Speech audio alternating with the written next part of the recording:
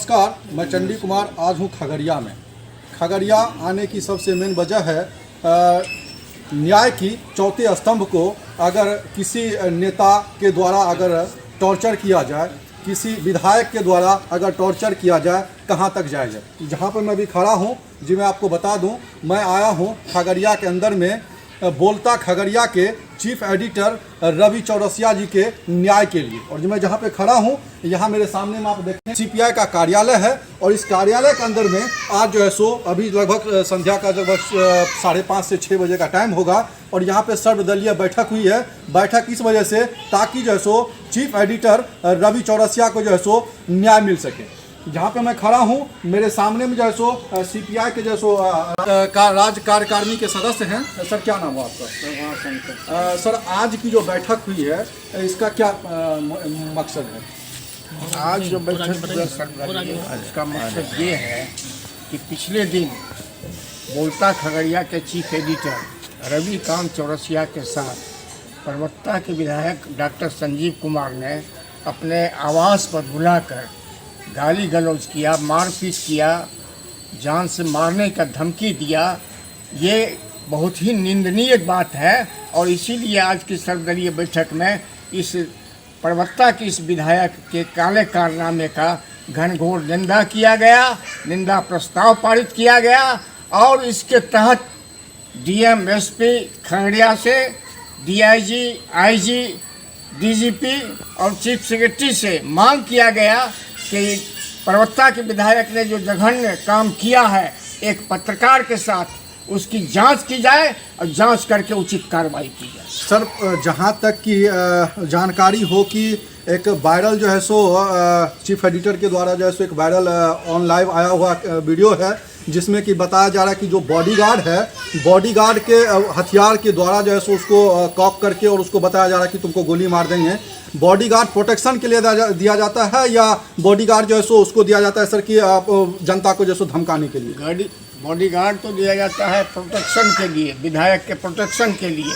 और बॉडीगार्ड ने अगर ऐसा किया है तो उसके खिलाफ एसपी को कार्रवाई करना चाहिए, उस बॉडीगार्ड को सस्पेंड करना चाहिए। बॉडीगार्ड को सस्पेंड करना चाहिए। yes. जहाँ तक सर प्रदेश के अंदर में वर्तमान में जो इस तरह की अगर कार्रवाई एक जनप्रतिनिधि करे तो क्या कहा जाएगा? ये बहुत गलत चीज़ है। किसी भी जनप्रतिनिधि को इस तरह से घृणित काम नहीं करना चाहिए।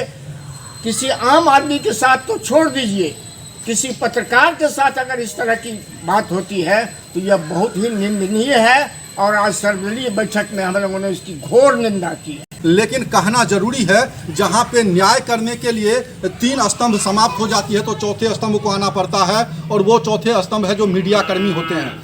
हमारे जैसे देश के अंदर में ना जाने कितने पत्रकार हैं, वो अगर स्वच्छंद भाव से या पारदर्शिता से जनता के सवाल को या जनता की अगर आवाज़ को ना उठाए तो क्या देश में जंगल राज जैसी स्थिति नहीं होगी।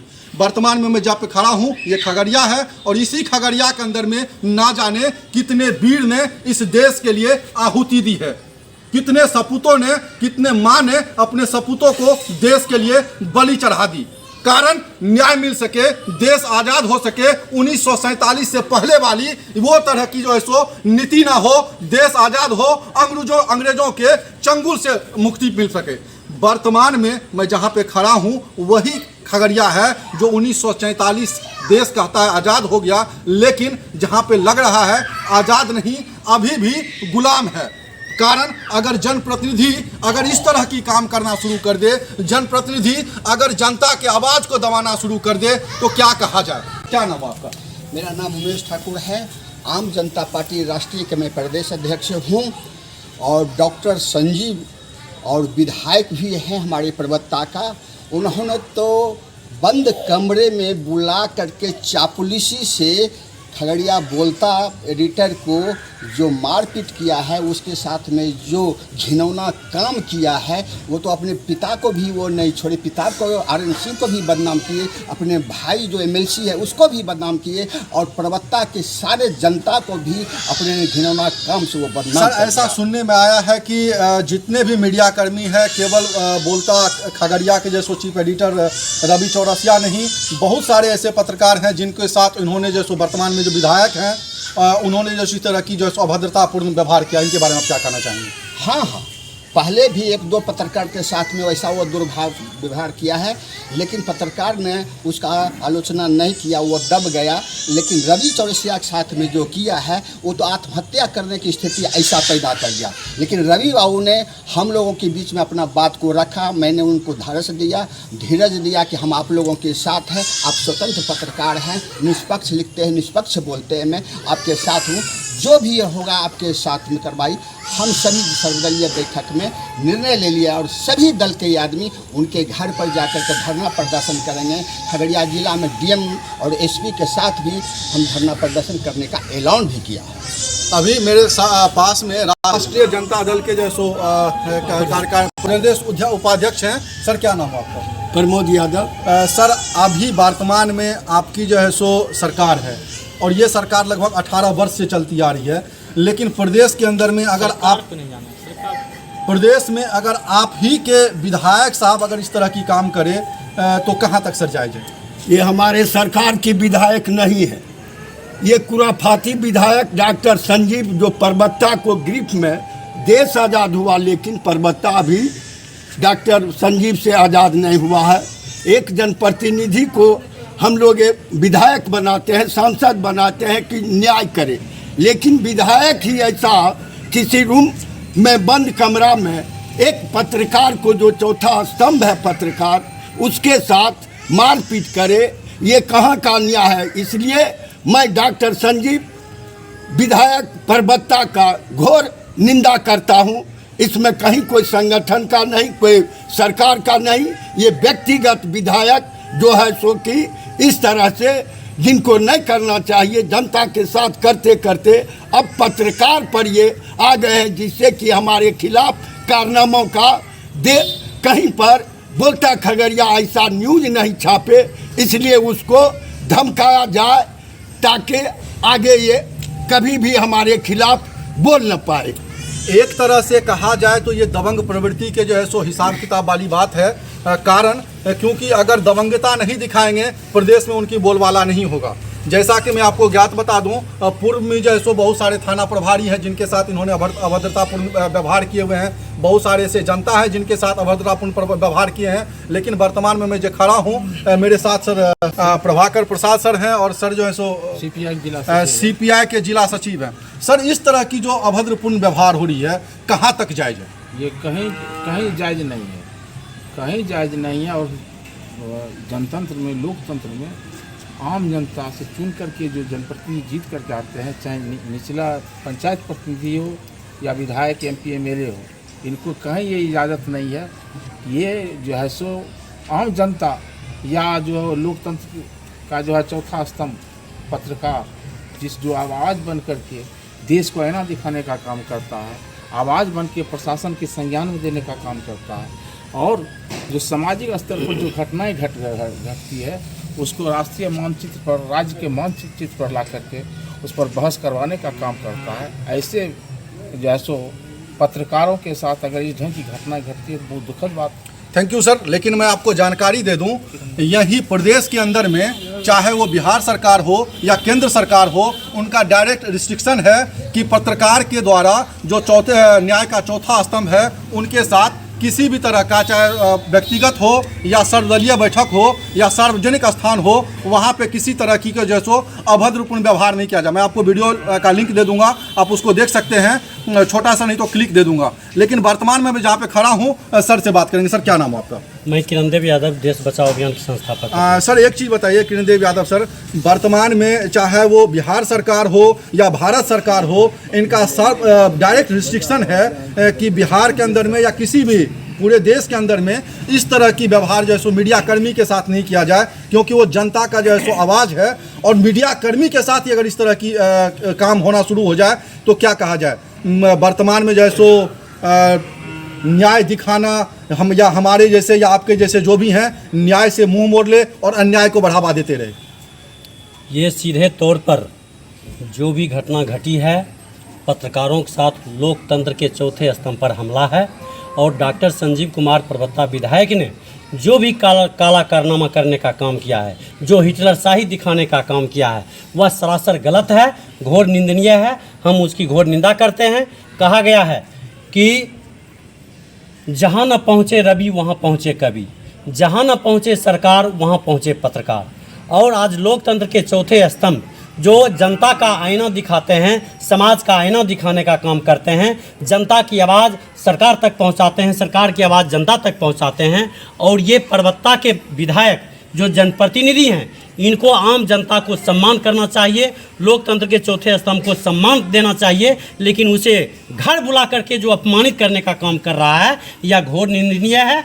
हम डीजीपी, आईजी, डीआईजी और खगड़िया के एसपी, जिलाधिकारी और मुख्यमंत्री से मांग करते हैं कि ऐसे दोषी जनप्रतिनिधियों पर उचित कार्रवाई करें, अन्यथा सर्वदलीय संगठन बहुत जल्द ही विस्तारित बैठक करके आंदोलन का रूपरेखा तय करेगी और इसे हिटलर शाह विधायक के खिलाफ आवाज़ बुलंद करने का काम करेगी। ऐसे दोषी जनप्रतिनिधि के साथ जो है सो कार्रवाई किया जाए और इस तरह के हिटलर शाह मतलब आप समझ सकते हैं 1947 से पूर्व की बात यहाँ पे जो है सो दर्शाई जा रही है। अंग्रेजों के शासनकाल की जो है सो व्यवस्था को दर्शाई जा रही है।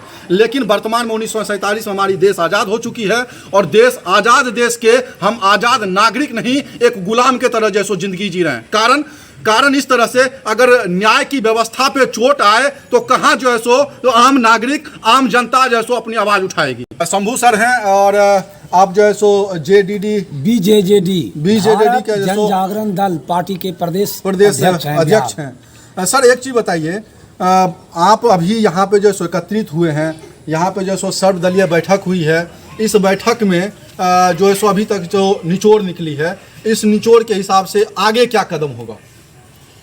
यह जो आज सर्वदलीय बैठक हुआ है, इसमें डॉक्टर संजीव कुमार विधायक का जो ये अहंकार है, अहंकार रूपी जो उनका मनोबल ऊंचा होते जा रहा है, आम आवाम की आवाज़ बनकर जो बोलता खगड़िया रविकांत चौरसिया ने जो गरीब गुरुए की आवाज़ हक के लिए उठाते थे, ये संजीव कुमार इतने अहंकार हैं कि ना जाने कितने सामाजिक कार्यकर्ताओं के साथ ये अपने पांव छटवाने का काम किए होंगे और पत्रकारों के साथ भी अभद्र व्यवहार किए होंगे। लेकिन सर, ये जो घटना हुई है, ये रविकांत चौरसिया बोलता खबर के साथ हुआ है या प्रदेश के जनता के साथ हुआ है? प्रदेश के जनता के साथ हुआ है। आम आवाम की आवाज़ को घोटने के लिए यह कार्य उन्होंने किया है। दहशत फैला करके वो आज तक परबत्ता को, अंग्रेज को तो हम लोग मार के भगा दिए, लेकिन परबत्ता आज तक गुलाम है।